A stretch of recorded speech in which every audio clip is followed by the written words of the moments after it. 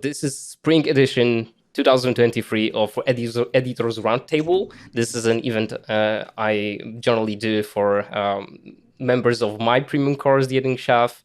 But since it's about spreading the word about how we film editors, video editors are, the coolest people in the Hollywood and not only Hollywood, right?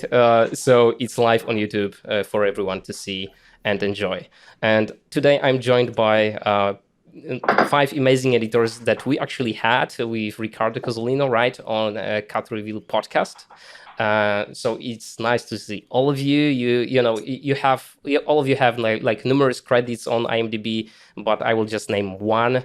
Daysha Broadway with I Wanna Dance with Somebody, Daniel Garber with How to Blow Up a Pipeline, Nicholas Monsour with Nope, Rodrigo Brazão with Selena Gomez, My Mind and Me, and Alex Familian with Appendage, feature, not a short film, even though he edited a short film as well. More on that in a moment, I guess. And guys, just really, I don't want to go into longer introductions because I only can invite people to listen to the full episodes you did with us on Cut Reveal. But as a warm-up, I just want to ask you a question.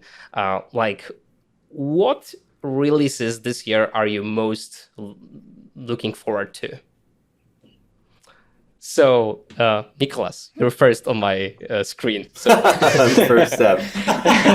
Wow. It's a tough question because I do like huge catch-ups when I come out of a job when I've seen nothing for months, and then I'm like, okay, what was all the stuff I missed? That said, for numerous reasons, but some of them because I actually I am curious how you blow up a pipeline. That was one that was on my list for sure early on, as soon as I heard about it, just because I'm so fascinated by a few things that movies always seem to get wrong. One is which is like political groups and activism. It's like always somehow untranslatable onto screen, or doesn't quite just maybe doesn't reflect a reality that the filmmakers actually know anything about.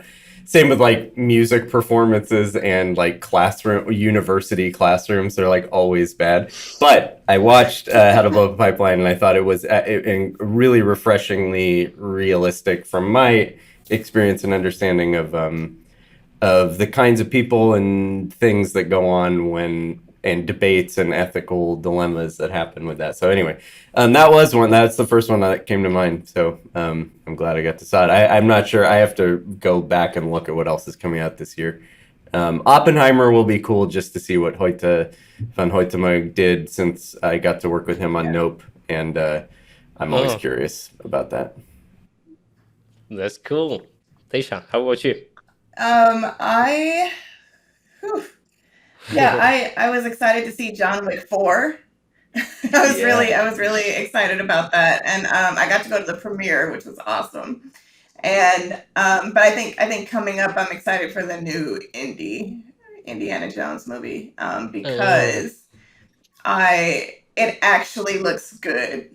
I think the trailer looks really good, and I'm a little freaked out by the sort of the youthening that they did on him with AI and everything. But I mean, I feel like it's something that it's just going to be like a tool that we continue to use. So kind of excited to see how they use it in that feature. Yes, that's very interesting. Yeah. Like it's a box, once opened, you cannot close it. So I guess, it's Right. interesting to, keep track of it. Like, just kind exactly. of see Keep where track of it. it's going. Yeah. Exactly. Yeah. Yeah. Rodrigo, how about you? Hi.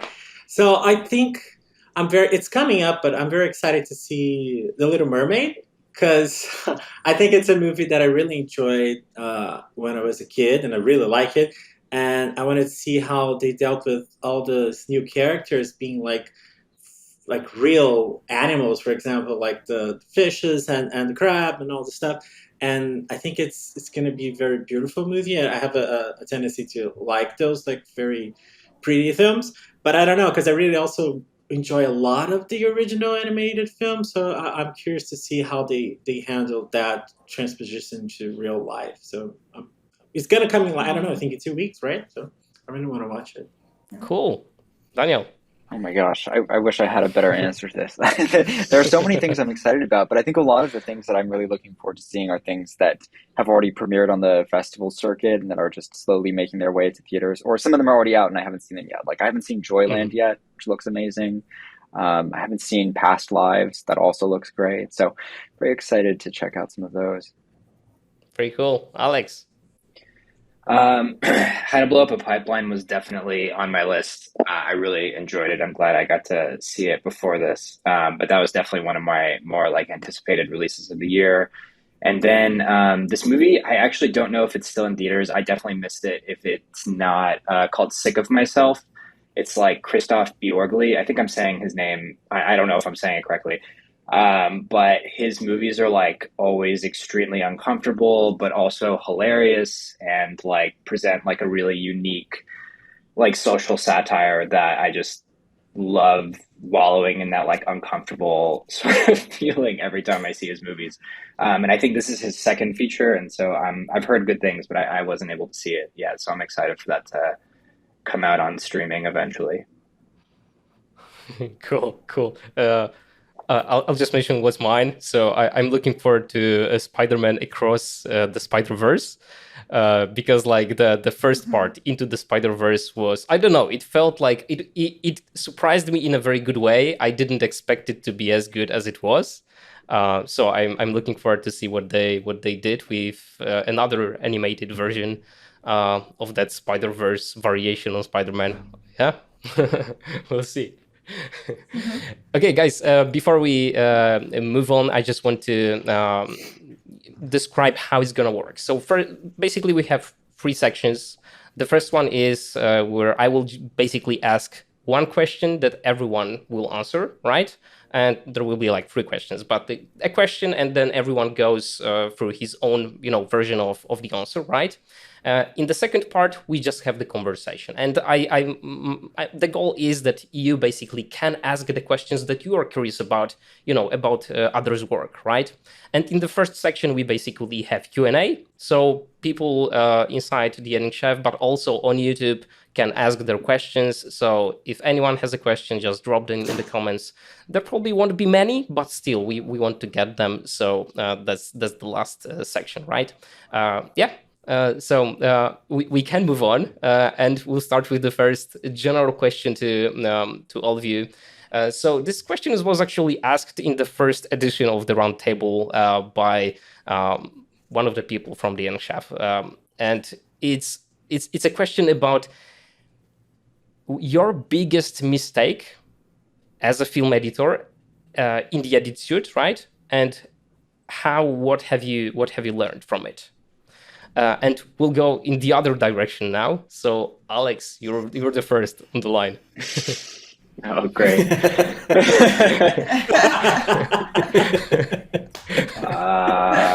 Letting me in the edit room is the biggest mistake. No, I don't know. That's a tough question. I feel like probably, I would like to keep a more of an open mind. I think sometimes it can be easy to get stuck on like how a scene is working, and you may not even realize it.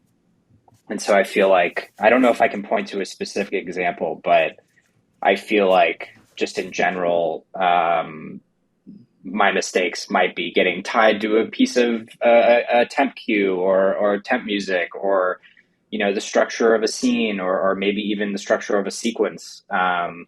Just getting tied to things like that, because you get used to it and you watch it so many times, that's probably something I fall prey to more often than not.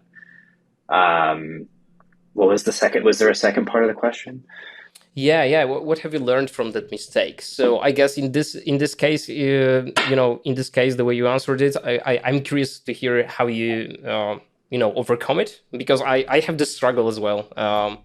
On my project, smaller projects. Yeah. But that's what I.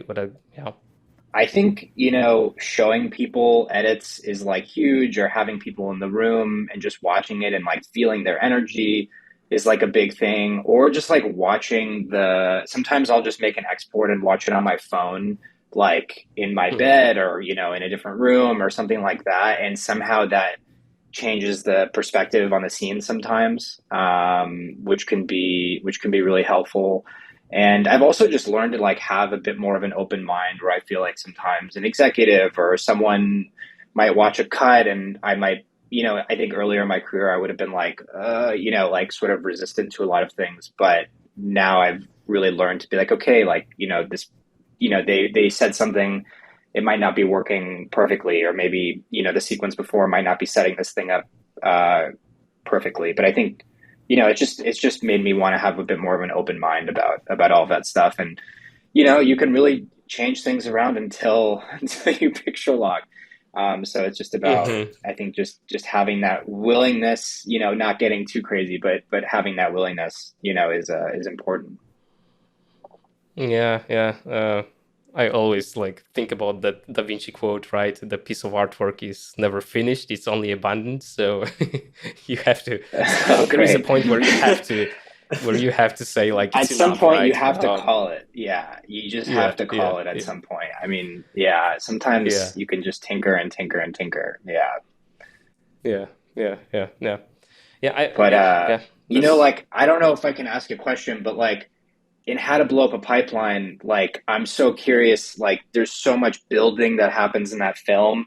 And like, I'm so curious if that was in the script, or if you're like moving certain scenes around to help create these like sequences that keep building, or, like something like that. I could see myself getting sort of stuck on like, oh, it was like this in the script, or it's like, in this cut, it worked this way, or I don't know. I'm just kind of curious. Yeah, I mean, in that case, I think we, in general, it was actually pretty close to the script. I mean, there were some scenes that we removed, but the orders generally didn't change all that much over the course of the edit, which was kind of a surprise to me, because I sort of expected there to be a lot more reshuffling that happened. But I think there were a lot of things that were very intentionally structured in ways that weren't immediately obvious to me even, but that ended up feeling very necessary by the end of the edit. So that was, I was actually very pleasantly surprised to find that there was, in some ways, less for me to do. Right.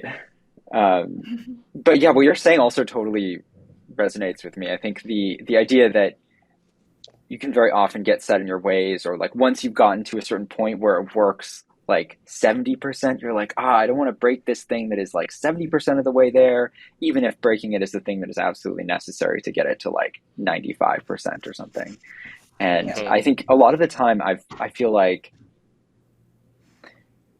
I'll try to, or at least this is something I used to do a lot more, where I would try to reason through a lot of decisions, engage in really long conversations with the director or directors, to try to figure out, like, I mean, there are some instances in which I've worked with, multiple big creative voices in the room, like 2 directors on one project, or a director and a producer, and they'll be duking it out.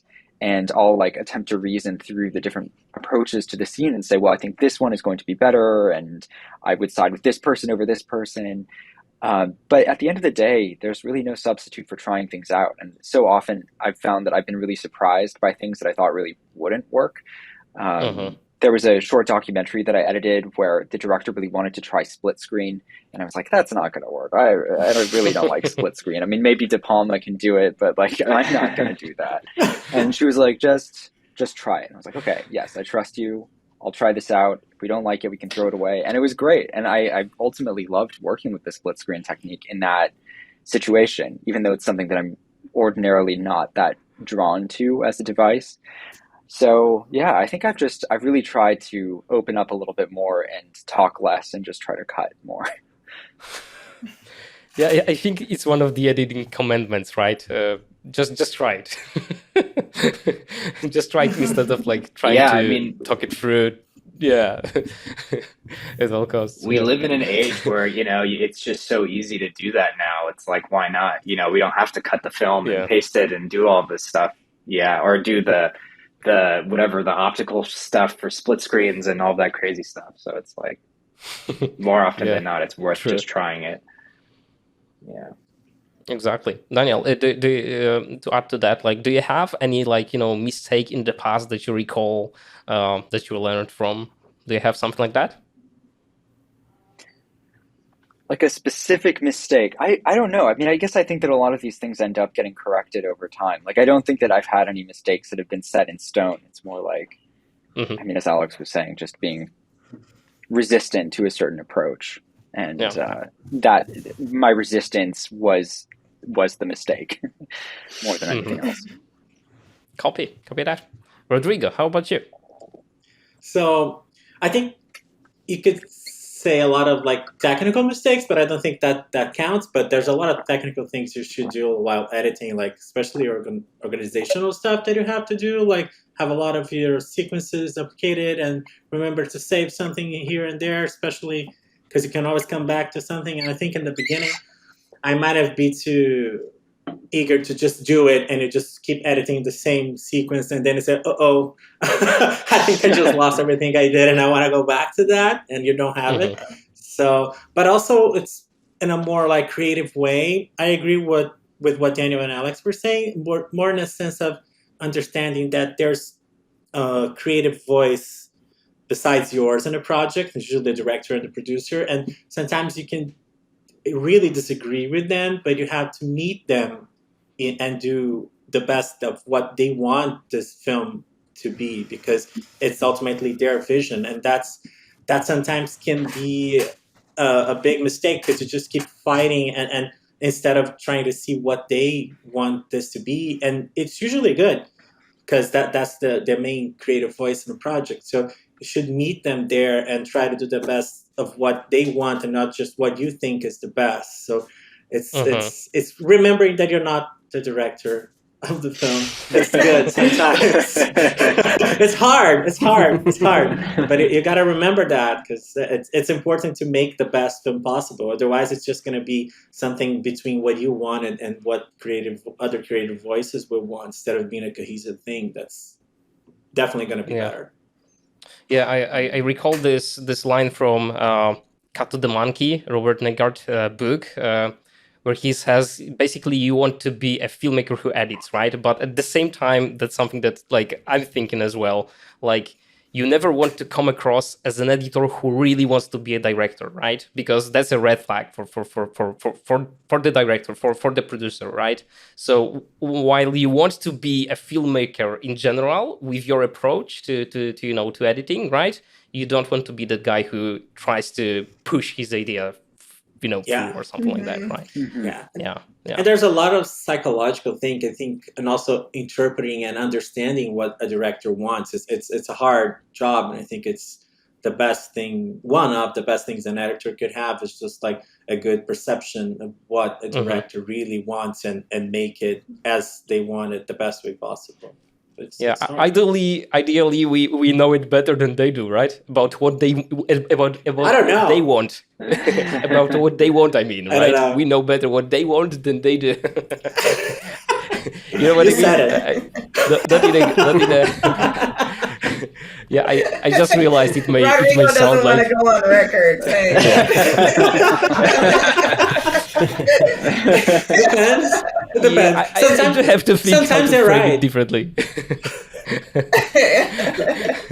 I mean, Yeah. they're always right. funny. I mean that we basically, very often should be like a psychologist, right? Where you're Yes. like digging deeper and basically you like figure out what they want, Yes. even if they don't know how to like describe it, right? So that's what I Hmm. meant, but I said it in I know. I unfortunate know. way. Yeah, that's it. Yeah, it's hard to dig it out of them. Sometimes they don't even know it, but it's true. It's true. Mhm. It's hard to Yeah. express yourself, but not just for directors, for any kind of people. So it's a hard thing. Yeah, yeah. Daysha. I think earlier in my career, I made mistakes like kind of similar to what Rodrigo was saying. Was like you're working on a sequence and you get a note from the director or producer in the room, and you change it, but then you didn't duplicate your sequence. So like when they want to go back, you're sitting there hitting undo for 30 minutes, like trying to get all the way back to where, and then you can't always get there. So I think earlier in my career it was things like that, and also not being as prepared as I should be. I think like in the beginning, because sometimes they'll go and shoot a scene, and it won't be as scripted, but they still wanted you to cut it as scripted. They just shot it this way because it was convenient, or the set, the setups, the timing, everything like worked out for them to get the shot. So they just shot it that way. And I think when I was, at first coming out, I was just cutting it the way they shot it, and not having that option prepared and ready for the way it was scripted. So there's things like that. I mean, on television shows, you could end up working with 3 different directors. You only get 2 days with them. You don't always get communication from set about what the intention was, right? So I think I just kind of learned to reach out, get that clarification, stay in communication with everyone while they're on set. And for me, I learned that I absolutely have to look at all the footage in the dailies. I have to go through everything. I have to watch everything down, sometimes twice, so that if asked anything, I know exactly where it is.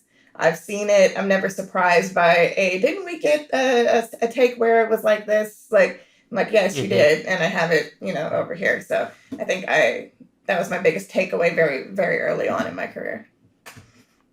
Yeah, that's a good one. Nicholas, how about you? I think there's I mean, everything you're saying rings true to a job or another, where those were all definitely factors. And I'm still learning that stuff all the time, probably on every job, because especially when you work with a new person, it's a whole new relationship or a new team. And it's a huge thing, but I think it's something I still am dealing with, and I've definitely noticed when I've messed it up. But I think because early on I working on more things where maybe for whatever reason, the director or really creative producer wasn't always able to be in every room, like when you're spotting the music or when you're spotting the sound or when you're recording the ADR or you're recording the loop group stuff. All those times when occasionally you're asked to kind of step in to be the one who helps make sure you get the material that you need. And you're coming from often at the end of an edit being in a room for months with these people where you've really been the receptacle for all their ideas. No one document contains all the stuff about why they want that line there and that line gone or whatever. And so the mistake I've made often comes from the pressure from that. And because there's always an increasing time pressure, like feels like we have less and less time every job for things. And so the mistake I've made is often to get too attached to the offline versions of things that we have spent months auditioning and tweaking of that exact music edit or that exact sound transition style or that exact dialogue edit placement, or even temp graphics or things that, we've had all this time to work on. And then you're suddenly working with a new team member.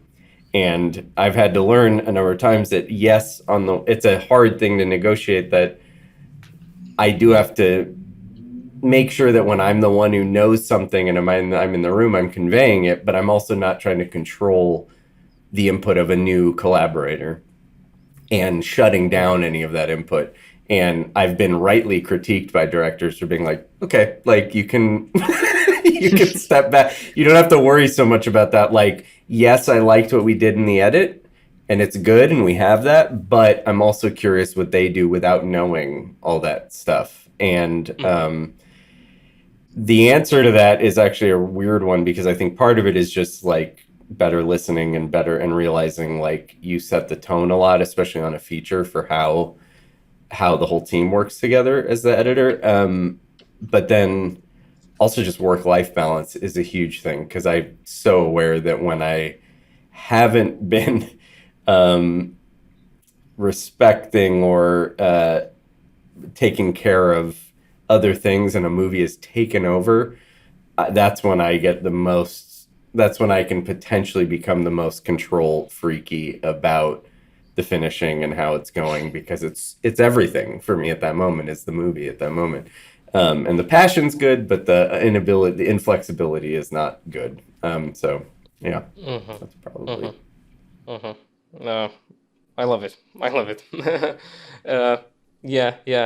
I haven't had many occasions of working on a film where we would have like, temp things, but in the last short film that I did, we actually did have those. And yeah, when we got to the point where we had like the right version, it somehow like didn't feel as if that's what I wanted to be there, because I got used to the version that we had for so long, right? Yeah, so I can relate with that. And by the way, it's very good that none of you have any like fuck ups basically in the edit suite, because like I'll give you an example. I talked to Frances Parker. She edited Band of Brothers, right? And for Steven Spielberg, and she told me the story how Steven was coming to the edit suite one day, and she was about to meet him for the first time, and she had like action sequence from Band of Brothers, right, ready for him. And then like few minutes before he entered, I don't know, something went wrong, and she had the sequence off sync, right? Everything was off sync, right? And then he comes in, and she's like super stressed and so on. But I don't know, she just killed it. Like he watched it, she just like told him like, sorry, it's out of sync. I will fix it right away, but right now it's out of sync. But he just wanted to see it right away. He watched it and he said that she's great and he loves it. But so it ended well for her. But I just can't imagine how stressful that must have been. So yeah, I feel like yeah. I feel like I stored up a lot of early mess up embarrassment from screw ups in film school and stuff, where it motivated me to be insanely detail oriented once I was getting paid. Right. But yeah. It's not like it doesn't happen. I might have trauma blocked it out and I don't remember it because I don't want to. Just try to forget. It happens. It's better to forget. Yeah. On the second job I ever assistant edited, I definitely accidentally deleted the LUT that the DP had created. And back then, like, there was no way to get it back. And I had to own up to that one. That was a long time That's ago. a good one as well. That's a good one. I'm pretty sure I sent a really personal email meant for someone else to my director on my first job. And he was he was after being up all night working or something, and he was very understanding about it. But yeah. There, now I get juicy stuff out of you. That's good. Yeah.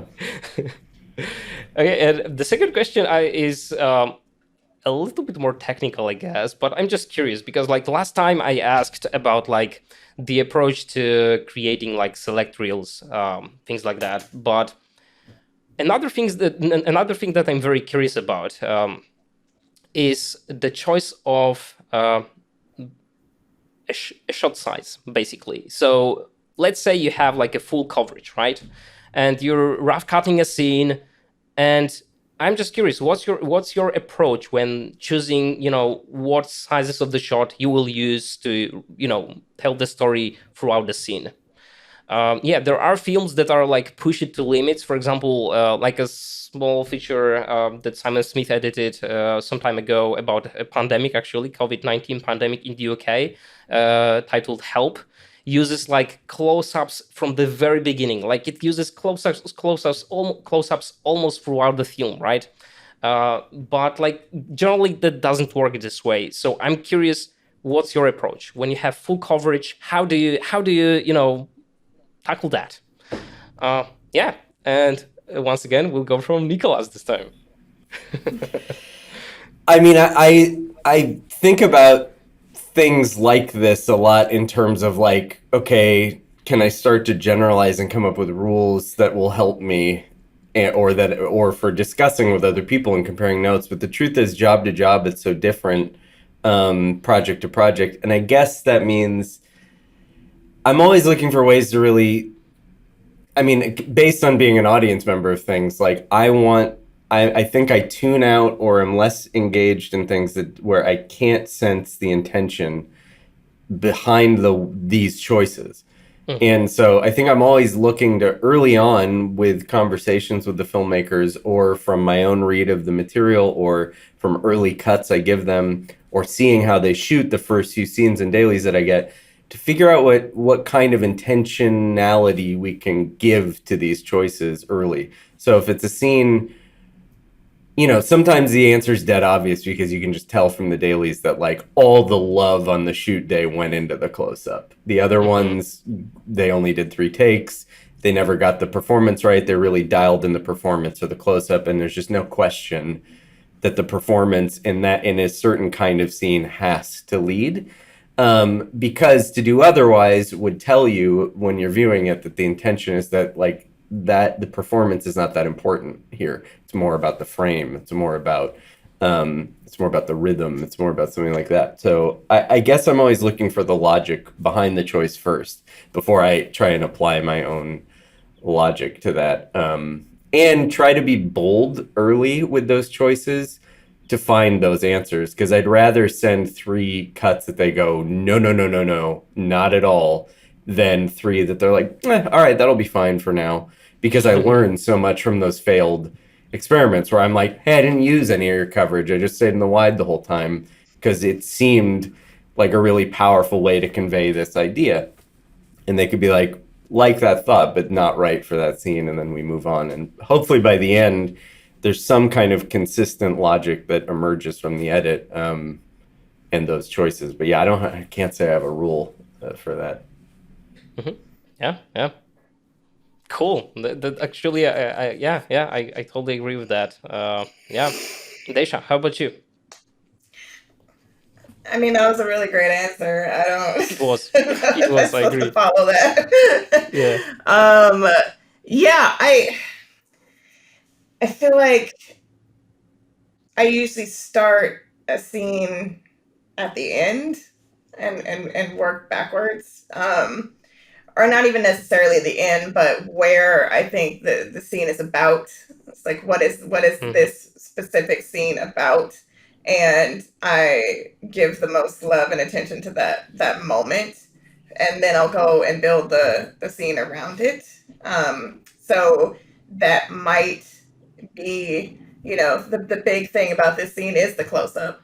And so I'll start there and build around that, knowing that I'm building to a close-up that's really powerful. So I won't use it until I get there. Because sometimes, like Nicholas said, it's not a rule.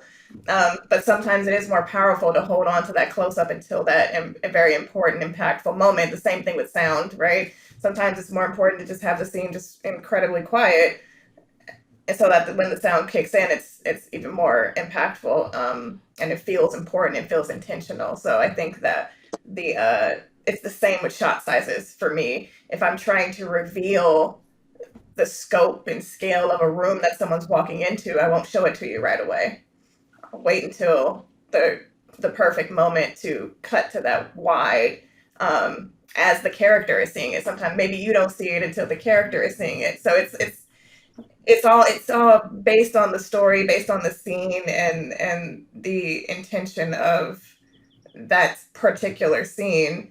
I love staying tight and then revealing a moment. I love doing that, but not every scene calls for that. The beginning of I Want to Dance with Somebody it's that you just kind of build on these tight shots where people are getting ready and you don't see Whitney right away. And you don't see her until we flash back. But that was something that we created.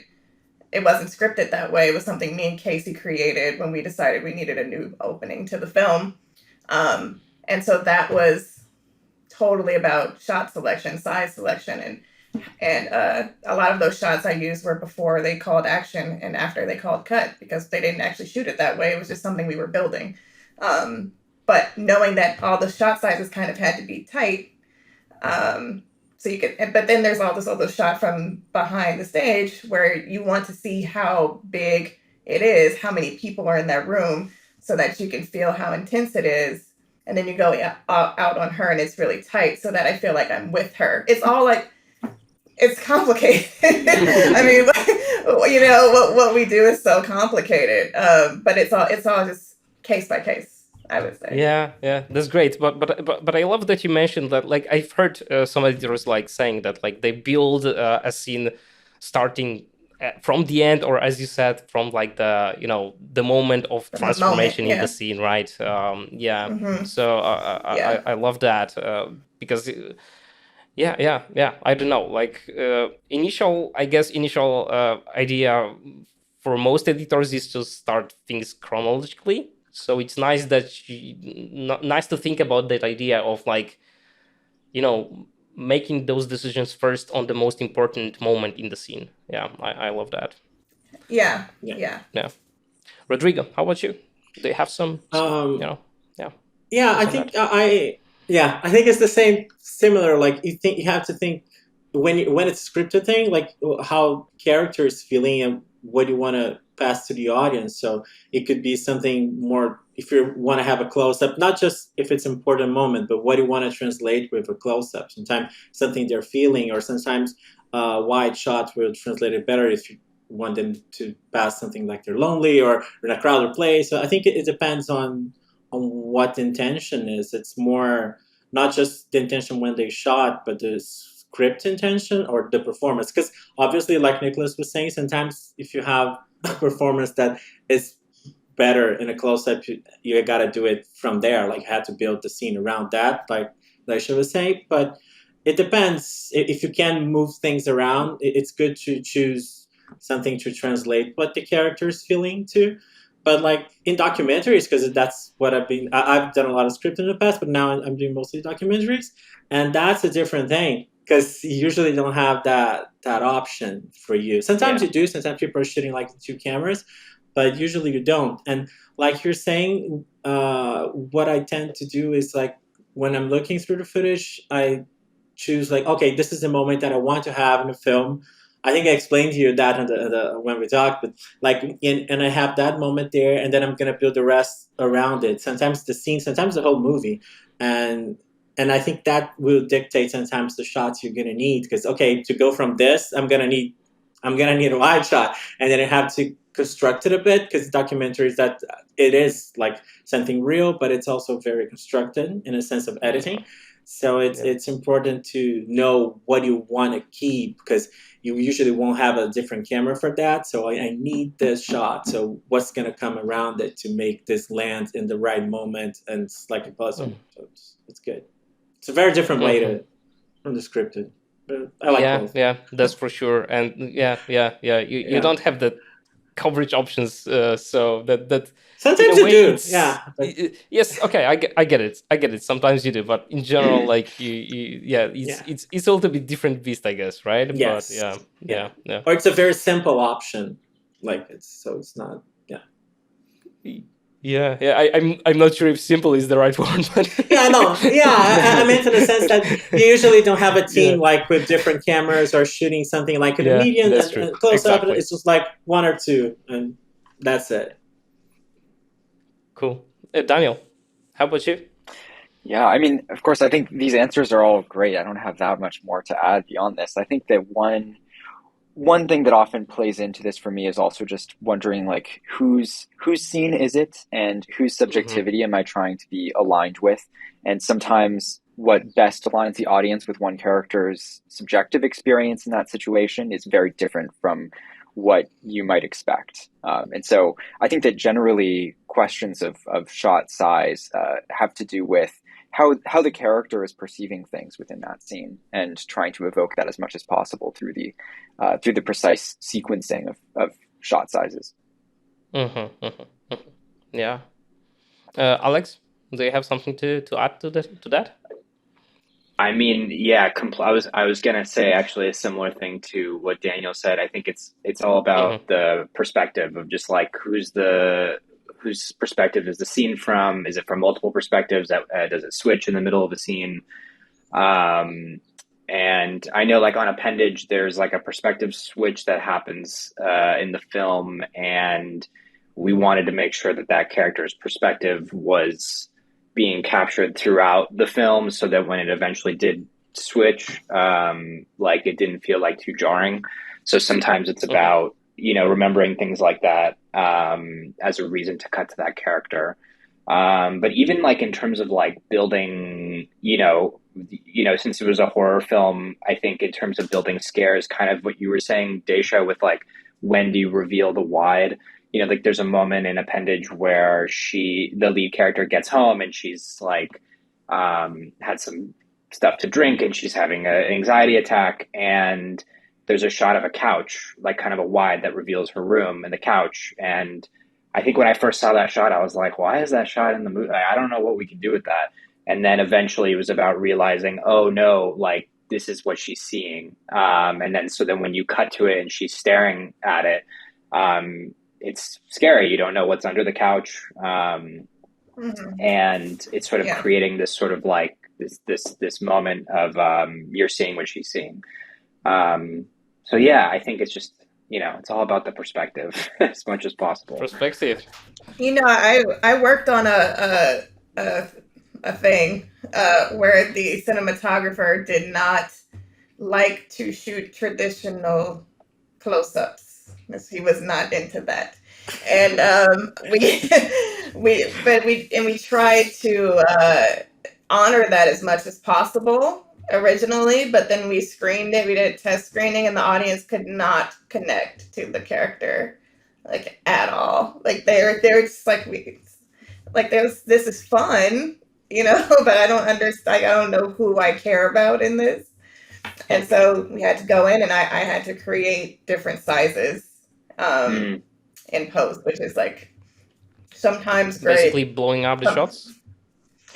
Yes. And just in particular moments where you felt like you needed a close-up in order to feel like you were with the protagonist, like feel like you were on sort of on this journey with them. But if you're constantly back here or from this sort of like bird's eye view of storytelling, then the audience doesn't really connect. And it's not throughout the whole thing. Like there are just moments where you need to feel what that person is feeling, what that character is feeling. And sometimes you just need to be closer. So it can be just trial and error of that as well. Perfect. Thank you for that perspective. It's always, I don't know, it's always something that feels a little bit, feels interesting to me when I'm dealing with something new. Thank you. I want to move on to the third question, which actually touches on something that Alex has mentioned, work-life balance, right? Was it Alex? I think it was Alex. Or that was Nicholas, I think. Nicholas. Sorry, it was Nicholas. So Nicholas, you mentioned work-life balance. I want to talk about that. A friend of mine, Zach Arnold, he actually uses the term work-life presence instead, because like he says, it's like it shouldn't be about like balance thing. It should be more about presence, right? When you're like off work, you're off work, right? When you're doing work, you're 100% working, right? And giving your attention to something else, right? So my question is, how do you deal with that like work-life presence thing? What do you do? And maybe let's frame it this way: what do you do? What are you trying, or what are you planning to do to improve that aspect of your work and the life? And I will start with Alex, because Alex actually has a very interesting perspective, I think, because the director of Appendage, Anna Zlokovich, is his wife, right? So yes. All best to Anna, and and Alex, I want to hear how it works for you guys. For sure. I mean, it's tough when everything becomes about the movie, especially when you're married to the director. It can be very easily like, everything is the movie. You sit down to dinner and it's like, how can we not talk about the movie tonight? But it's kind of a fun balance for us. And I think we do a good job. It's not perfect, but we do a good job at balancing that and trying to do other things. I think something both of us like doing, especially in post, is just taking a lot of walks throughout the day. We live in a really nice neighborhood, and I think, for a while it's really been difficult for me, but I think I've finally come around to just know that if I step away, like it's gonna be okay, like the project will eventually get done, the scene will get figured out. It's probably better for me to step away and go on a walk than to not.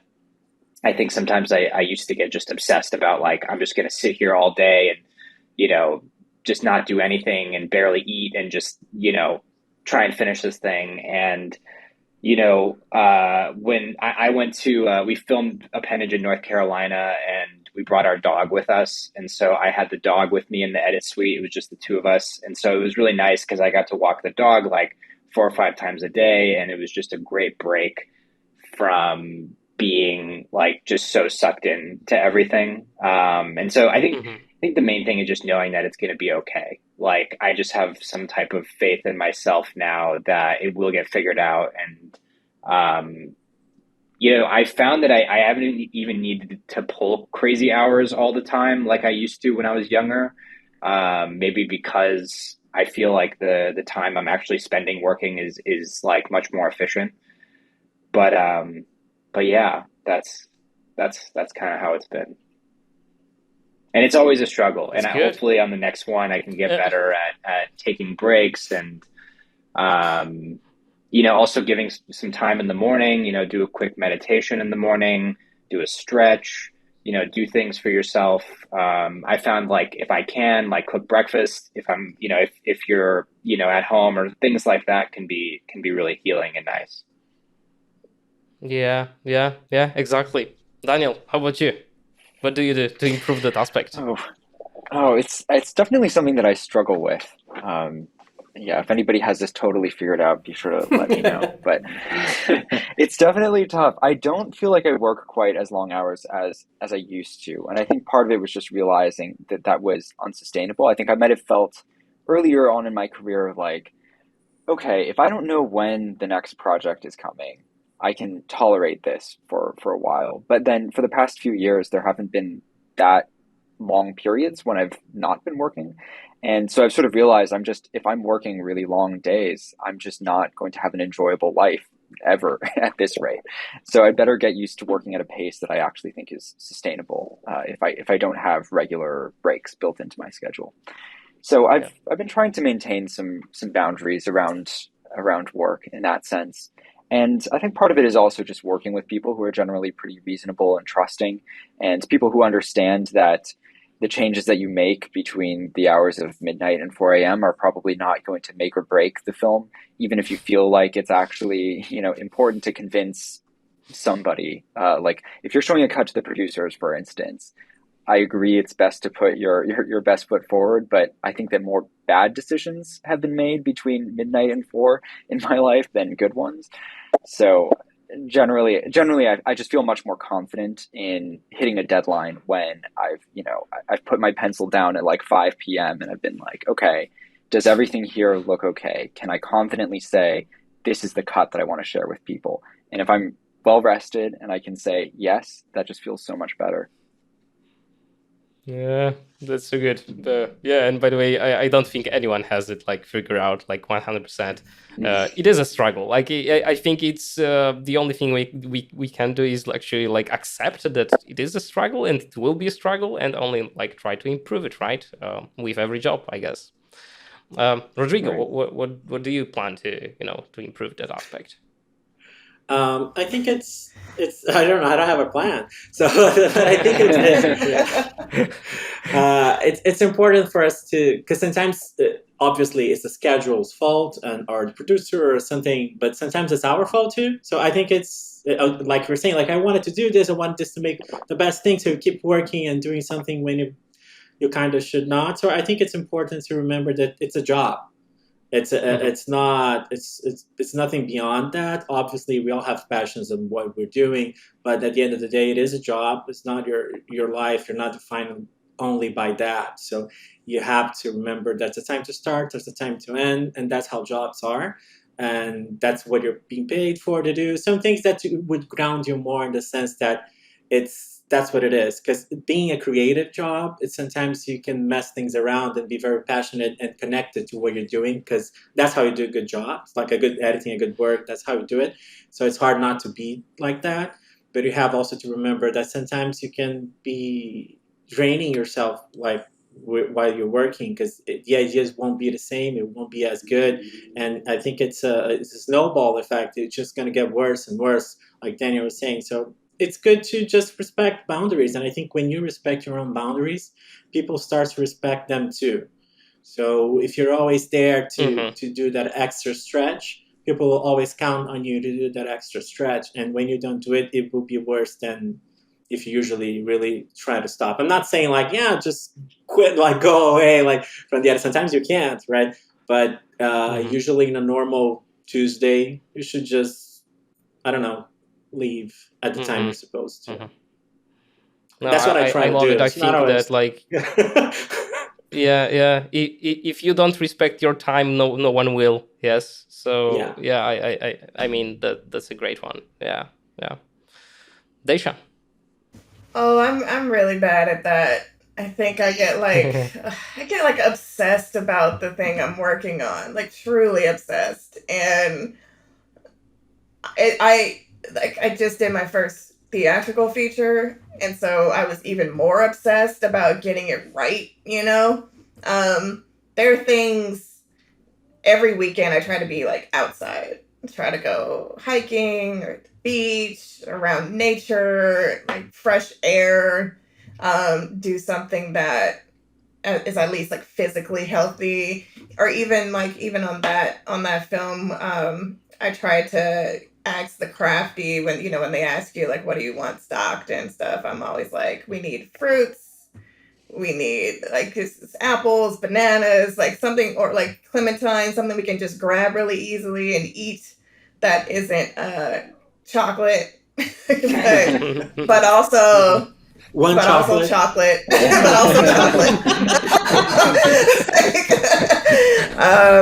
But yeah, no, I was like, can we get pressed juicery, like just like things that are easy, because when we're like in that room, we are not going to come out. Like I know me, and I'm like, I know if it's something that I could just grab really easily that is at least conducive to that part of your health, you know what I mean?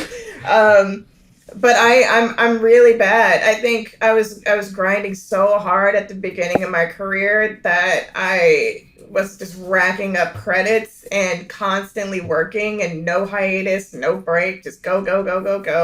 And I think as I get older, I'm very much like, no, like, this is the only life we get. This is it. We don't get it. This is it. We're here, and you can spend all of that time, the entire year, working, and though it is your passion and it's something that you love to do and you enjoy it, you are missing out on a lot of other parts and aspects of life if you don't try to balance it. I don't think there is a balance. I think I agree with what your friend was saying, Piotr. Like I have had that advice as well, that when you're at work, you have to be at work, and then when you're with your family, you have to put work down so that you can give your full attention to your family and experience that part of life. As soon as I get a break now, I buy a flight somewhere, because I'm just like, I can keep saying I want to go see Italy. I want to go see this, and then never go because I just take a job. And the only way you actually get to travel as an editor is to just buy the damn ticket. You just and then like try to build around that vacation, because otherwise you'll never take a vacation. So I think that's what I've been trying to do. Definitely a work in progress. So I'm eating breakfast now as we're speaking. Like I'm not good at this, but definitely I'm trying. It's also important to know your limits. So I guess that's good, right? Yes. You just have an item on your to-do list, like right, buy the ticket to Italy or whatever. So yeah, just do it. You gotta just do it. Yeah. Nicholas. Yeah, everything everybody said, and I think it's so great to have these Yeah. these talks with people who are in very much the same boat, because just hearing other people who are clearly very good at their jobs and successful saying, I do try to keep this balance, is a good reinforcement, because I think I had a lot of early reinforcement on myself growing up from school and then from early jobs of like, wow, we really love you because you just don't stop working. Like, and how much that and the enforcement you attach why you're good at your job to never putting anything above it, or and that and yeah, saying like, I'm happier if I leave here at 7:30 and I go home and I go to the gym, then I cook dinner, and if I do that, generally I know I'm happier, and I know also part of it comes from experience that you can look at where you're at and you can be like, yeah, it would be great if I made it through this reel, but I'm not gonna do that, and it will also be absolutely fine if I don't, because there is still time. And then you choose your battles. There are the weeks and the projects that are particularly important to you, that you do it. And but if you have something left in the tank, you can actually do that. So that's the general part and the psychological part. Practically everything you're all saying is, I think dogs are probably like great for getting you out of the room. The thing I always tell myself with vacations is, as soon as they give you a post calendar with an end date, book your ticket, because they will keep extending it. Exactly. And the other job will ask you to overlap. So yeah, there's. And stretching, that's also, yeah. As a 42-year-old, stretching is like the number one thing now for me. So, yeah. I gotta get on that. It's important. We're sitting all day, or I have a standing desk, but I never use it. I just sit, even though I should be standing, and it's like, gotta do something, Yeah. Whenever I watch like something Walter Murch related, then I will stand more for a few days, but then, but then I sit more. Exactly. Well, if you're in the union, you get a certain amount of physical therapy visits covered by your insurance. I recommend everybody go even before they have really anything bad. They can, just because they'll just be like, you are totally hunched over most of the and you just early corrections are better than late emergencies. Yeah. 100%. That's Not true. to get so real, but yeah. Gotta sign up for that. Yeah. I stand like half of the day. I have a standing desk, and like the morning time when I feel like I have some energy, I stand, and then I have like a floor mat to keep me from like buckling. That's a good idea. But yeah, the floor mat's really helpful, especially like on the hips and the knees. But around 3:00, I'm in the chair. Yeah. Can't do it. Some people also use like I don't know, like some kind of like cushions, or like basically things that you can put under your feet, but not only like a mat, but also something that like, I don't know, like an object that you can roll with your feet or something like that. I heard that is pretty good as well. I do use it sometimes. I have like a I don't know how to call it, but basically this rolling thing for your muscles. So I will just sometimes will put it under my feet, under my feet. But yeah, I don't know. I used to use standing desk much more when I bought it, but yeah, these days I use it much less. Unfortunately, all those tools are great, but they can't replace leaving your desk more often. Yeah. You have to do some things, but yeah. Yeah. You have to worry about the people who have those like bikes under their desks. Yeah. I know. I'm a little worried about those people. It's just like, just go walk. Go outside. Yeah. And Nicholas, you've mentioned that aspect of like being rewarded for working too much early on, right, in your career. And I'm sure all of you have seen it. Like Paul Rogers, his like response to winning an Oscar, and he was interviewed, and he told like there is like a glorification in Hollywood of like working long hours and so on, right? Which is like something that people shouldn't buy into.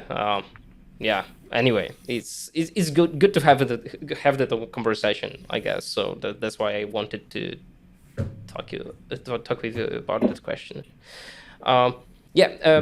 We're moving on to the second part, which basically is like a freestyle conversation between all of us, right? So if you guys have questions to others, I do, so I can start. Then go ahead, and there is no structure for the next like 30 minutes, and then we'll follow it with the Q&A. So if there is anyone who has a question, just write it in the comments, or if you're on Riverside in the audience, then you can wait for your turn and ask a question when we start that last section.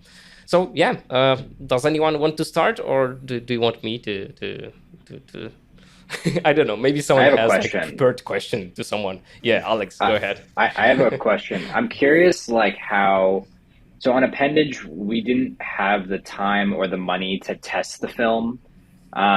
We just like kind of sent out some private links to people and got feedback. Sometimes we'll Zoom and talk to them and get their kind of feedback. But I'm curious, like what you guys do. Are you guys showing scenes to your family members, to your friends? Are you just relying on producers? Do you rely on test screenings? Like, I'm just so curious what everybody does to know if something's working, especially like Nicholas with Nope, like there's like jump scares and very effective jump scares. And, how do you know if stuff like that's working? Just curious. I can start real quickly, just since you mentioned Nope. I think for me, it's like, again, project, trying early. If I don't know the filmmaker yet, I'll try and like get some good, not like demanding, but just, thorough conversations about our approaches to these things and our experiences with these things, so that, and I can advocate. So for me, I maybe because I started with like art film and video art, and then like music videos and documentaries, but then very early when I started getting more actual paid work, it was like documentary and comedy.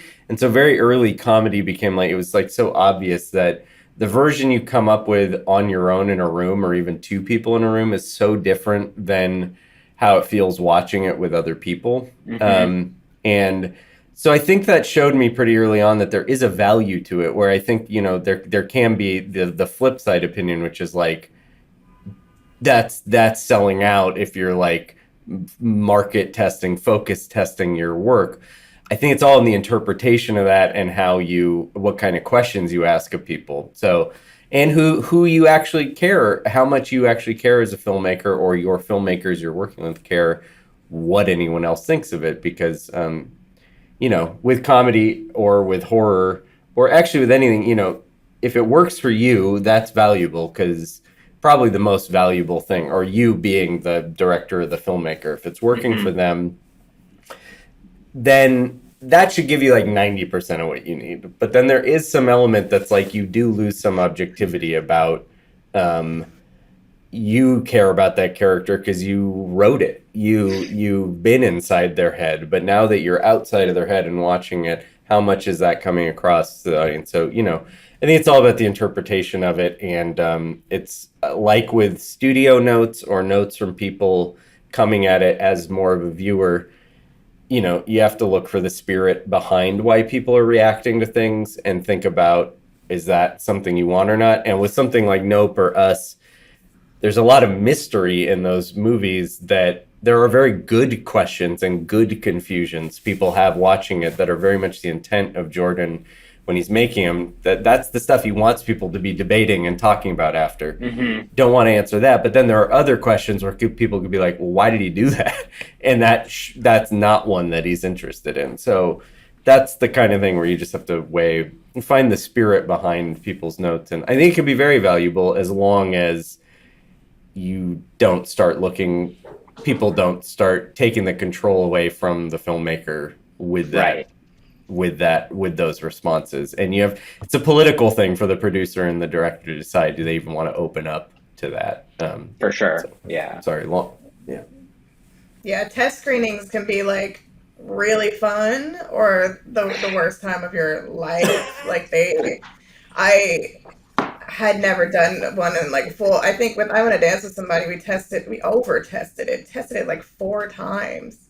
It was insane. But there was such and there was also too many producers on the film. It was a lot happening on that movie, but it was about like, I can hear and feel in a theater with a group of people who are blind going, they didn't even know what movie they were going to go see. They got there. And I can, they're getting chills at this moment, and that's working, I was at a test. We did one of the test screenings. There was like this transition to "I Will Always Love You," and someone yelled out "Icon," like just screamed "Icon" like that. And I was like, okay, so that moment's probably working. But then there's always going to be, like Nicholas said, the questions that come up that you definitely want to get answered, and in those moments, the test screening is helpful. I think when I'm, working from home and cutting a scene, I'll like ask my girlfriend to come watch the scene. Like, don't tell her what it is. It's like, hey, can you come watch this? And then she's crying at the end. She's like, why did you do that to me? Like, just walk out. I'm like, okay, great. That scene's working. That scene's working. But I feel like if you don't get some sort of feedback and you are kind of just like in this like tunnel with you and the director, and you guys know it works, then you might end up losing the audience in places and you don't necessarily know it. But I do feel like there's like kind of the politics of what Nicholas was talking about. It could just be overdone. And we start to get so worried about every little thing that an audience was asking for that it starts to take away from the vision that we were trying to create in the first place. And I'm like, yes, maybe they didn't get exactly, not every single person in there, they're completely different people. They don't even know each other. It's like, yeah, of course they didn't all get exactly what they wanted out of this. But if it's working overall, then we should keep pushing in sort of the artistic direction that we were going for, and we don't want to lose that, right? Like, it's something I was going to ask Nicholas what the test screenings for us were like, because I can only imagine they were insane. They were, well, so I'm trying to edit my answer so I don't talk about it, because I have a lot of thoughts about this, because from comedy and from horror and then from more experimental and drama things, such different calculations. Totally. And yeah. All the time, like the sort of internal screenings, like you were asking about, like friends and family or other filmmakers. Again, I think like those are super valuable too. If it were me, purely up to me, I would have basically an open door on the edit room, because I can filter when somebody is saying like, I don't get that. And I'm like, yeah, that's okay. Don't worry about that. Or when it's something that like, wait, really? You didn't so with like, okay, 3 really quick stories. One was my first focus testing on a feature was a comedy, and it got really a lot. So I think the conversation is really valuable. You're in the room, you hear the people laughing, you just read the feeling. That's really valuable. And then you hear them discuss it after. That's really valuable. By the time you get to those breakdown sheets, I think you're delving into like an attempt to do something weird. And that movie got really more, they were like, well, what's interesting is you got more excellence than we were expecting, but less goods than we were expecting. So for the goal for the next cut is to get less excellence and more goods. What? Because they would rather more people would like it a bit than a few people it's their favorite movie. But anyway, that's where it gets gross. And then also on TV, I did one TV pilot where they do a live dial as they watch it. Mm-hmm. And so there's a scene where the main character goes through a really dark, like a torture scene, which motivates why they do everything else in the story. And of course, everybody, when they're watching torture, just goes, bad, I don't like it, I don't like it.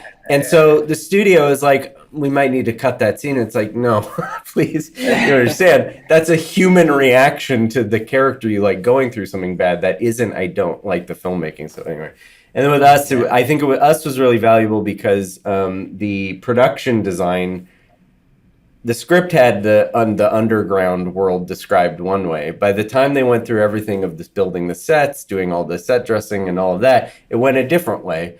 And then audiences had a kind of reaction to that led me just noticed they kept having a lot of questions about what that thing is and why that weren't really on the docket for the top kinds of things we want people to be wondering about necessarily. So that influenced how Jordan then went back for pickups and a few extra pieces. They were small, but they just nudged it back to sort of flesh the world out, and the thing with Jordan that's so cool is, I mean, he's sort of built in the idea of pickups to his movies. From Get Out, they reshot the ending, to Us, and there was like a lot more added, and same with Nope. So it's sort of like we know from the beginning we're going to go shoot, we're going to cut, then we're going to show people, and then we're going to go shoot some more with that info. And so it isn't like a bad thing to get that feedback. It's sort of a necessary part of it. But anyway, that was a lot. Sorry. It's a great story. That's so cool. Very, very educational. Yeah, great stories, exactly. Super captivating.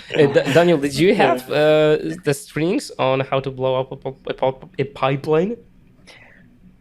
Yeah, we did have some. We didn't really have like official test screenings with a big audience. It was mostly friends and family. And we would often try to get people who are outside of our immediate circle of friends. So it would be like, hey, more distant friend, can you also bring your other friend we don't know?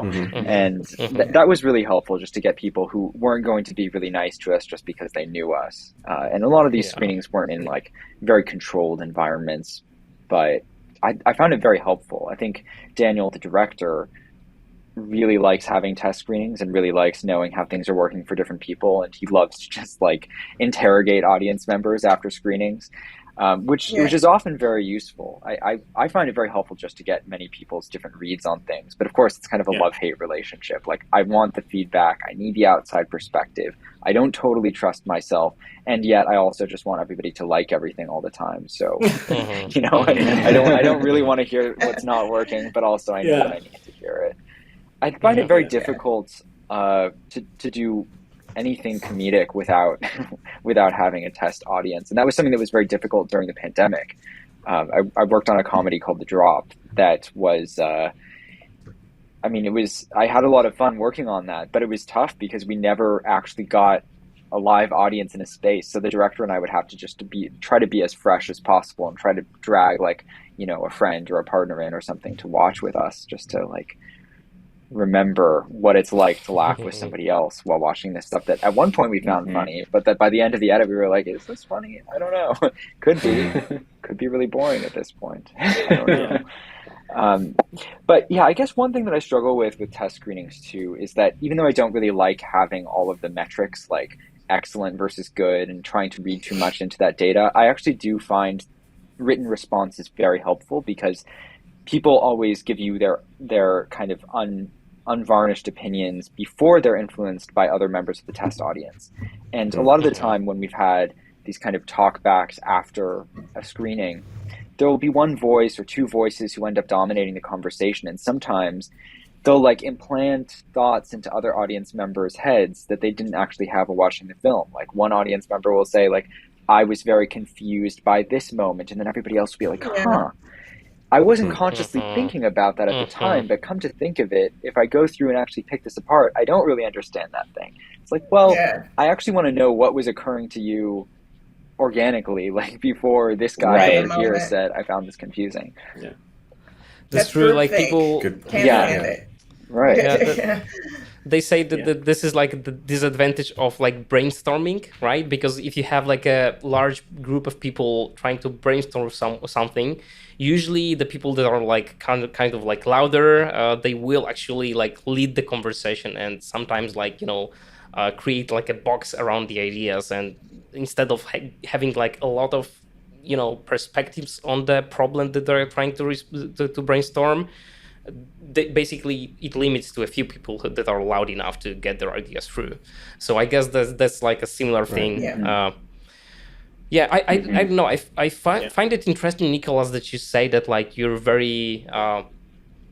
I guess that's something that comes with experience that I just don't have. But you just mentioned that fact of like being able to filter through what's, if someone like coming in and says doesn't work for me or something like that, confusing, then and you're able to filter out what's like really an issue and what's really not, because like they don't see the full picture or whatever, right? I struggle with that a lot, and I don't know, it's a little bit different story, but I recently written a short film that I plan to shoot this year. But anyway, but I went through like the process of rewriting that short film a few times, and like everyone who gave me notes, like I'm super grateful, and the notes were great. But by the end of that process, like the first notes were gold, because like I knew right away what are the issues in the script, right? But in the later stages, it was very hard for me to filter through what's really important, and what's really like killing the vision that I have, right? So while I want to be respectful with the notes that I get, it's also like there is a point where there is a balance, like, because like even people that are giving you the notes are not like really convinced, like they're not like, oh my goodness, you have to change that. They're more like, I'm not sure if it's blah blah blah, you know what I mean, right? It's not that like black and white thing anymore. And I don't know, like that filtering thing is kind of difficult for me sometimes, I think. So I guess that's something that comes with experience, my hope at least. Or just like unearned confidence and bloated ego. No, I don't. I don't know. It's different on every project, because like the show I'm on right now, like we're not focus testing, and that was a relief, because none of us on the filmmaking team thought we needed to. Like the director and the producers thought like, no, like we know what we need to do. We've gotten good feedback from the other producing partners and the studio, that sort of confirmed and denied suspicions we had. But very much the concept of this film, I think, is like, this is a statement from an artist, this film. And when you go in to see, when that's the deal you're making with a movie, like I would rather see their statement than the thing that got whittled to be most agreeable to more people. Yeah. It's going to be divisive. There's going to be people who are just like, I don't get it and don't like it.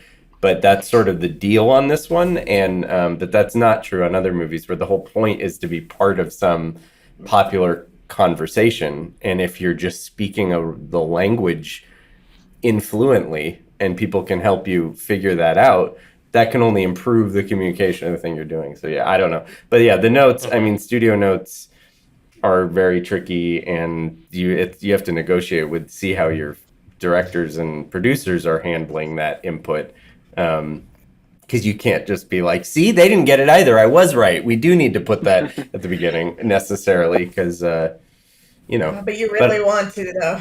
Sometimes, yeah. Sometimes. And it's all like you're saying, the studios, and I think one of the things that's happening a lot now, especially with streamers, since they have a lot of data for the things like how people are watching stuff and when they turn it off and how long this should be and what it should show or not. I fear that sometimes it starts to just turn everything like similar, so you can like get the biggest audience possible. And that's a problem if you're just following like the data and the algorithms and everything. You're just building a film or a series that starts gonna look like everything else. So it's important to try to separate. I think that's what you mean also with the test screenings. It's good to know if what you wanted to say with your piece is getting through people, if people are really understanding, and not necessarily like, I would prefer if this was like this. But no, this is like, this is a vision. It's not necessarily what the audience would prefer or not. It's more like, is the audience understanding the vision behind this? Or it's just not there. So we have to rework so the vision can pass through the audience. Sometimes it won't, and that's good, depending on the feature. I don't know. But I think it's more important than gathering like what people would like to see. because that's gonna everything's gonna look the same in 20 years. I don't know if we do that. Yeah, that's the content versus art conversation. It's Yeah. like if you are just like churning out what these streaming services are calling content and not actual like artwork from someone who had a vision and is trying to tell you something, Yeah. then everything becomes a TikTok video, and it's based on the views, based on this, based on that, and not how it felt to people when they were watching it. Yeah. It was Like interesting you're saying about the AI. Oh. People can do it. Yeah. Oh, yeah. No, I was just gonna say, Yeah, you mentioned right. AI earlier. Like soon they just can do it all. Yeah. Well, they have. I mean, it was a surprise to me on one movie I worked on. I won't mention which, but they we on bigger studio movies, which I haven't done that many of. But the marketing is so heavily involved, and they actually get all the dailies the same time editorial does, straight from set. And we discovered that they had basically, I am assuming it was an AI from how bad it was, but marketing basically as the shoot progressed, automated edit based on the circle takes, so they could kind of see what the movie was going to be well before we cut it. And I think that's standard in these marketing departments, but only one time did I actually see it and I couldn't believe it. Anyway, so yeah, it's happening. That's wild. already. Wow. Oh my God. Wow. How did you see it? They offered it? No, my genius assistant editor, Matt Absher, was like, they had just rolled out, all these studios now have, we had picks, which worked great for dailies. I mean, it worked pretty well. And then there was like Frame.io, but now I think all these studios want to cut themselves checks rather than some other company. So they're all starting their own dailies review programs, which are going through a lot of growing pains. But this was the first time they'd rolled it out, and I think they left a back door open in the looking at cuts. And my assistant editor was like, "What's this folder?" and just found it. Wow. Oh no. So That's incredible. It's happening. Slap in the face. It's happening. Yeah. But that's it. They will all look the same. I don't think it's something. Just bringing like a different question already. I like to worry about AI. I don't know how you guys feel about that, but I think it's not necessarily a big problem because the movies will all just look the same, and I don't think people will enjoy that as much. Because if you're just using data to try to measure something and make it work automatically, it's not going to be as artistically as other jobs made by a human being. I don't know how you guys feel about that. Yeah. Yeah, I feel like AI is a personally- good. It's a good tool for you. Maybe it can generate ideas, or I've used it to help me write After Effects scripts and things like that. And it's a very nice buddy to have. But I would be more worried. This is going to sound kind of aggro, but I would be more worried about a marketing department being thwarted from AI than an actual editor or any department head or writer director. Because I feel like that kind of stuff can be a bit more maybe automated. I don't know. But I don't know. Even that, there's an art to it, I don't know. I just don't know. I do worry about assistant editors and AI taking a lot of their positions or their sort of things away. I think you'll always need an assistant to, I'm working on something right now where a full day wasn't even slated because they were running behind and all these things. And, you can't really, you need a human there to communicate and be like, well, what scene is this and all that stuff.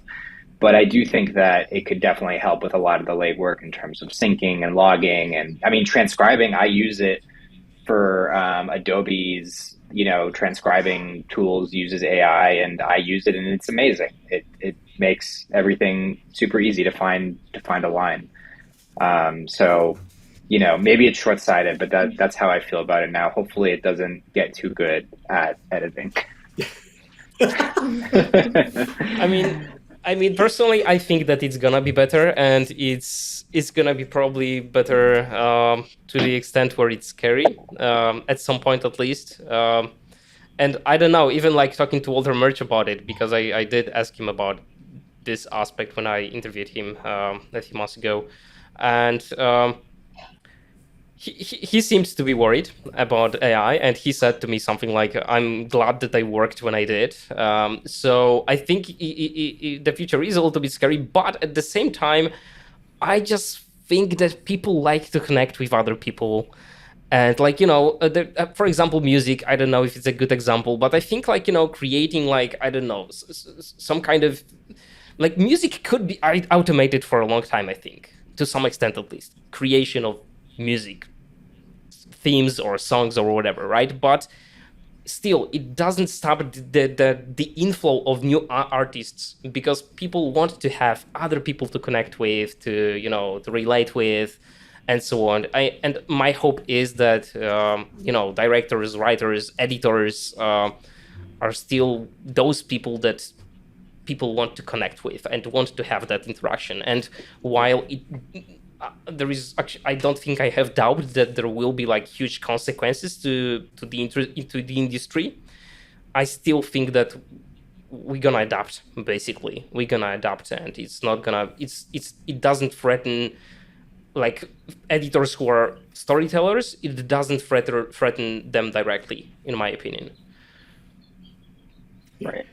Yeah, I mean, I totally agree with that. I do think that there are all kinds of creative decisions that can only be made by real humans, and ultimately, what inspires the most, I don't know, like admiration in audience members is very often the stuff that's so idiosyncratic and human in ways that could never be imagined by a machine. Like imagine an AI trying to make like a David Lynch film or something. Just it wouldn't really work, or it would not seem intentional at the very least. But I do think that to Alex's point too, I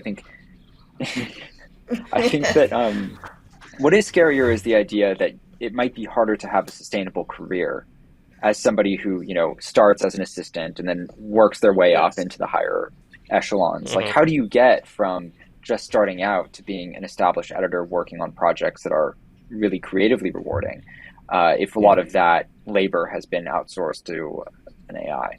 And so I guess I would just worry that it is hard enough already. And I would just worry that in particular that would just disadvantage people who already have the hardest time getting into the industry, people who don't have connections, or who come from backgrounds that are just less represented in post-production more generally. So how do you ensure that there's a sustainable future for everybody who's trying to start out? Right. We're moving closer to the last part, to the Q&A, but I just want to ask about two things. First of all, about I don't know, networking aspect of like, maybe networking is not the best word for that, but guys, basically, how do you connect with other people in the industry, especially like finding new connections? How do you is it something that you like think about on a regular basis, on how to connect with someone that you love someone's work, and you do something to try to build that relationship and that connection line with them? So I want to start with that question.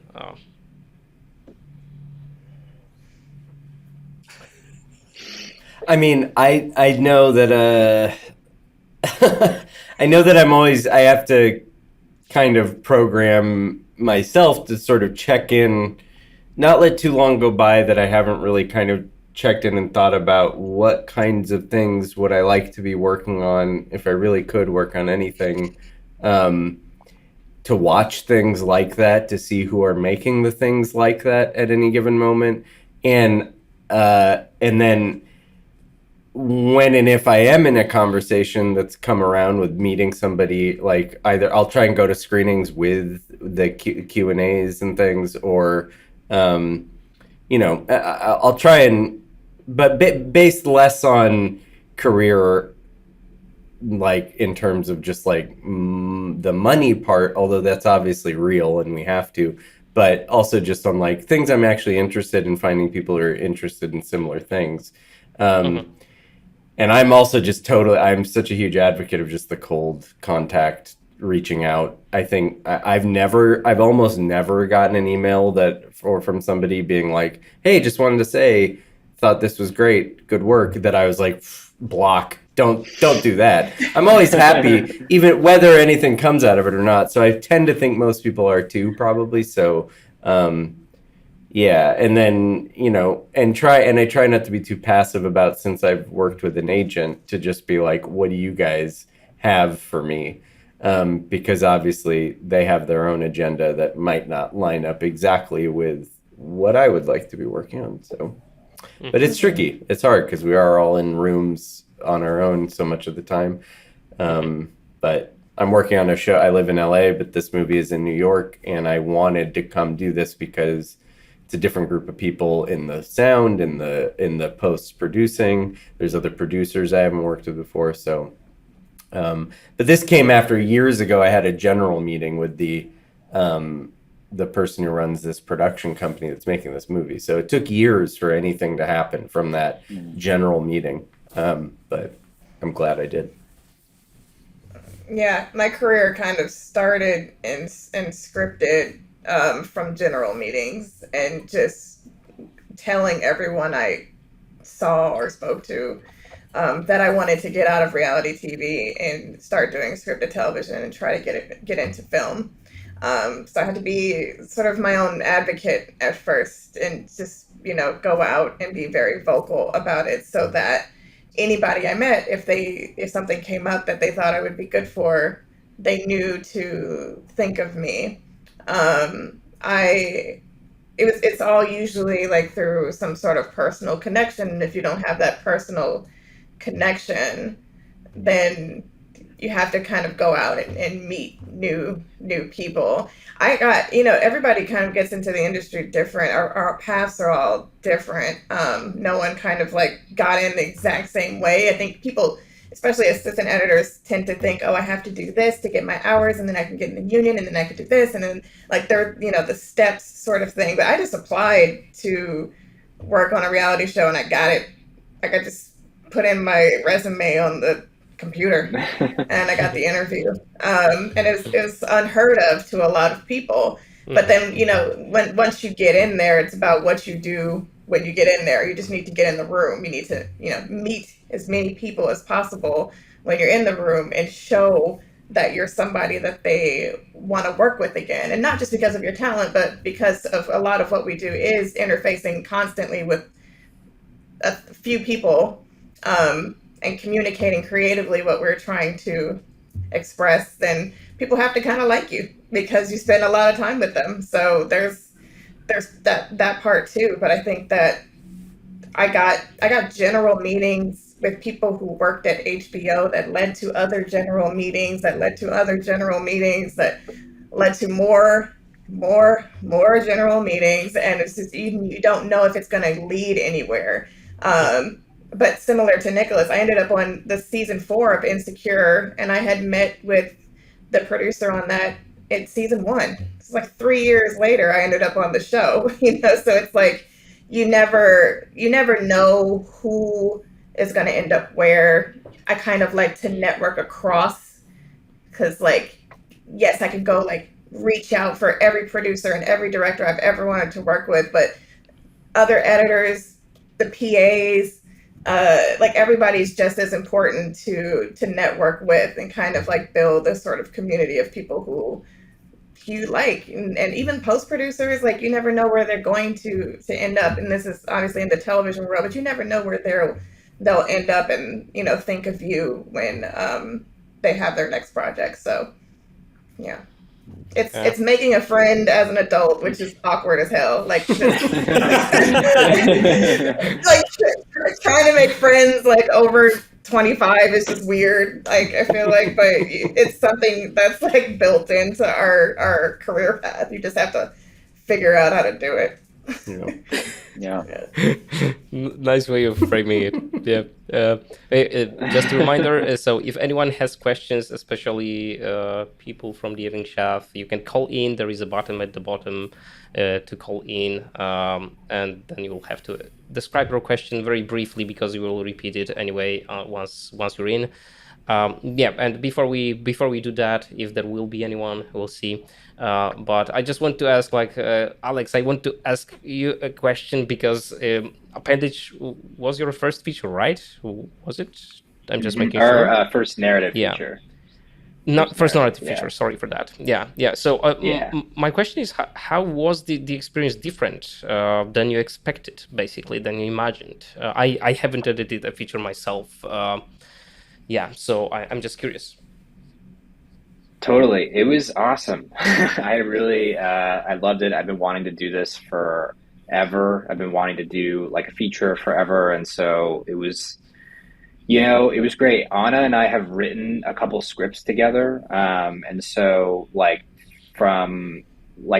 understand the pace, from that experience, I think I got the pace of like, okay, this is a marathon. I need to pace myself.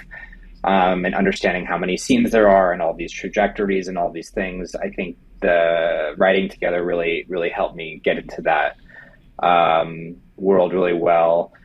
But yeah, it was great. I think I was expecting it to feel like harder, it was very difficult, but I think from like a logistical perspective, I just really planned the crap out of it in terms of, how we were uploading everything and making sure the assistant was going to be on time with everything. And, it was a very difficult process in terms of making the film. I was also a producer on the film. And so it was all kind of just like a meshed like production and post-production. And it was very quick. We locked the film in 7 weeks.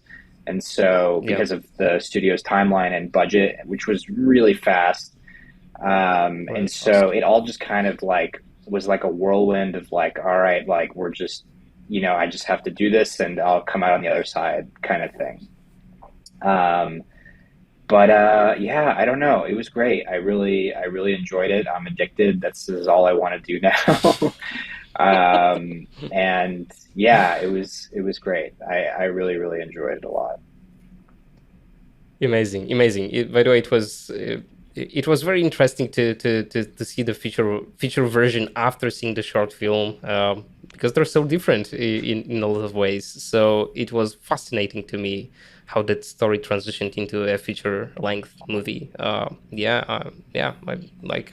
Respect to all of you, because I love all of the movies that you edited. Okay, so questions. Do we have questions? If there is anyone calling in, do it now. It's time to do it. We have a question from YouTube. Donat Tai asks, what can I do to transition into film projects, and what kind of similarities, differences, or surprises has anyone had in this career? So I guess that he's probably mostly working in corporate world. So does anyone want to take that? It's a tough question. Daysha actually touched on it. Like there are so many different ways. Daysha was exactly. No one's ever done it. Like I was never an assistant, but some people, like a lot of editors, did all the steps. So to me, I think, the shortest answer I can give is like, look at what people. If you're doing a low paid or no paid or early job with somebody, get a sense however you can from talking to them or what they're working on or what they say they want to work on, if they're going to maybe keep going that direction too, because there is very little way to just go straight there unless you happen to just bond with somebody who gets a movie. But early on, it was through doing favors, music videos, being, just helping them, shooting things for people even, but them knowing I was an editor, that then after a year or 2 or 3, those people got the opportunity to look for an editor or have to tell somebody, oh, I know an editor. And so, it took a while. And nobody will just, will just be like, you've never told me you want to do a feature and you've never done one, but I think you can do it. Like that information has to be out there for them to already know and that word to get around, I guess. That's a good point. Yeah. You brought up Paul Rogers. Paul Yeah. Rogers, who's a friend of mine. He used to do music videos for the Daniels. Yeah. Like that was, and it's the same thing. It's like you, kind of like I said, you just never know who is going where. You should obviously ask and make sure that your kind of intentions with your career are aligned. And if they're not, then maybe you try to go, like I said, meet more like-minded people so that you kind of keep yourself. You kind of have to have a plan. I feel like every time we have a plan, now, God or the universe kind of just laughs at it. But I feel like you initially should have a plan. And a lot of that is going to have to do, like I said, my career, it's been based on people, women in particular, advocating for me. But they only were able to do that because they knew who I was. And they knew who I was because I was in their face like all the time. Like this is what I want to do. And then you have to have sort of the like talent, not necessarily. It's like work ethic, talent. It's a lot of things to sort of back up the way you're pitching yourself. Because one thing I found a lot of people do is they try to like kind of play the game of getting to where they need to go, but they haven't necessarily done the work. So when they get there, it's kind of a disaster. And people very quickly see that they haven't done the work and they don't necessarily know the things that they've said they know. And, I think you can fake it till you make it, as people say, up to a certain extent. But it's really about it's opportunity and preparation meeting. Like that's how you end up where you really want to go. But I have a lot of social anxiety that I have to try to like usurp in order to just network and meet people. And it's like you have to, whatever you feel like is keeping you from going where you need to go, you have to figure out a way around that wall. Like you just have to. And there are people like editors are some of the nicest people. Like you could really just reach out and talk to them and ask them questions. Like Nicholas said, you're not going to get blocked. You're not going to get that unsubscribe. You're not going to, it's going to be like, we're very open. And I like meeting younger people who are trying, like are really like dedicated to trying to do and passionate about editing. So just, reach out to people you admire, I think.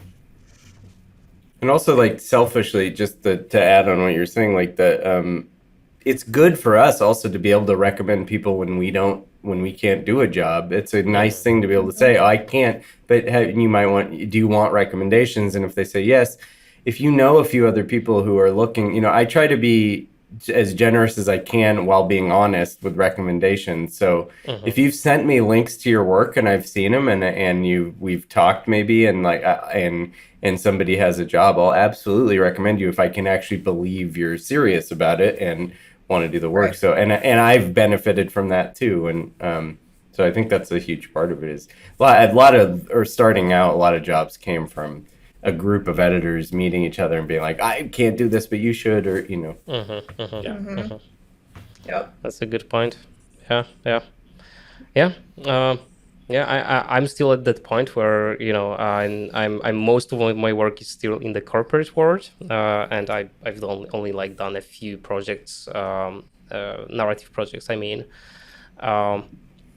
So it's interesting to see all of your perspectives here. My goal, is to kind of like enter the narrative world without like moving anywhere because I want to stay where I am. So in Poland, but remote work is getting real. So I hope I hope there is a future that I'm imagining in my head. But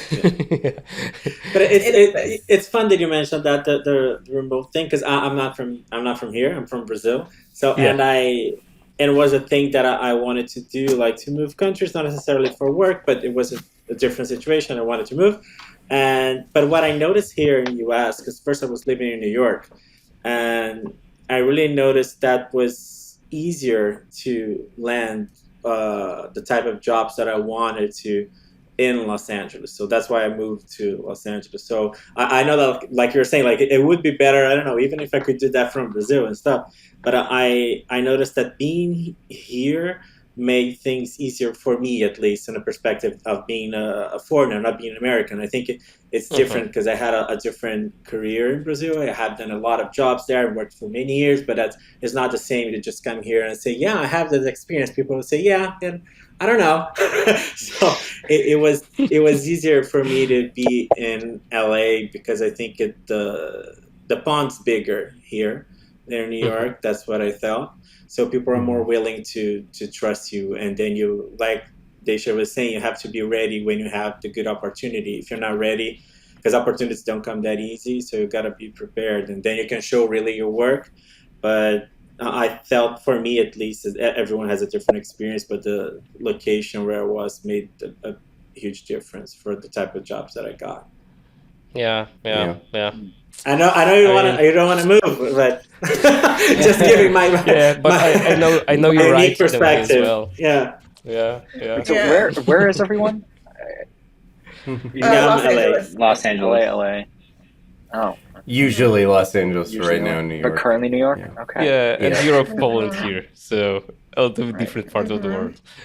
Oh, I guess I'm the only full-time New York-based person here. Oh, wow. I tried. I think about it. I've done two movies here, and I love it. I just, my family. I'm from LA originally, so it's a harder thing to. Yeah. If I'd moved there just for work, but I've had this conversation with other friends who are in film or creative things about moving or not, and yeah, grass is a little bit greener because once you get tied to a location for work, and then you think like, would I necessarily live here if it weren't for work? And it comes a little bit back to work-life balance thing in some ways. So it's, I'm not saying it's, I often don't, even though I'm from Los Angeles, I often am not sure that that's where I would design my life to live if other things were possible. So it's worth thinking about if, Yes. Yeah. But I will say there is that part of hiring an editor where I think if they can get a read on you in person, there is a part of that will be hard to ever get away from, because they have to deal with you for months and months and alone in a room, or even if it is remote, it's hard to get a read off someone without being in person. Yeah. Yeah. Well, Yeah, and I guess the last question. so you gotta move. Yeah.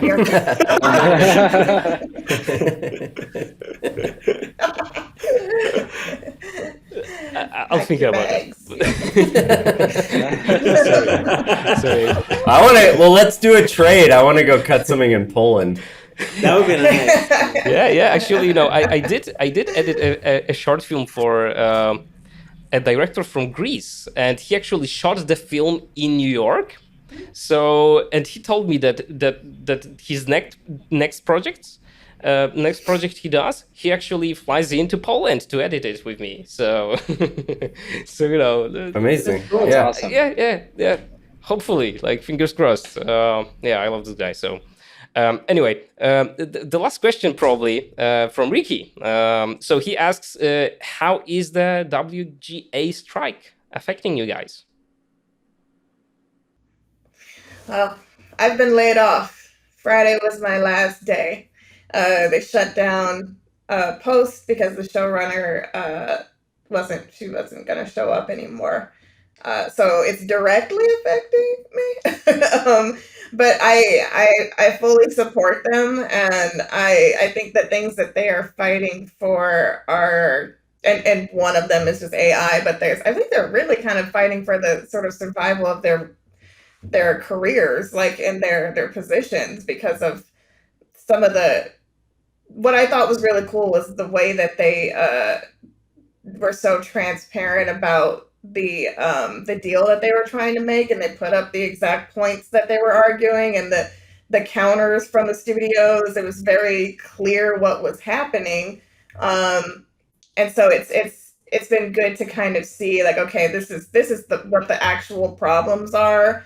I know many rooms have been a problem. It's just that, studios are, as business business people are trying to come at filmmaking from a strictly like business standpoint and money and time and things like that, which are all obviously very important and when it comes to filmmaking. But I think that there have been some steps that have been made, especially with how huge streaming has become, that have not considered the filmmaker. They have not considered the change in times, certainly not inflation. It's like no one thought about that.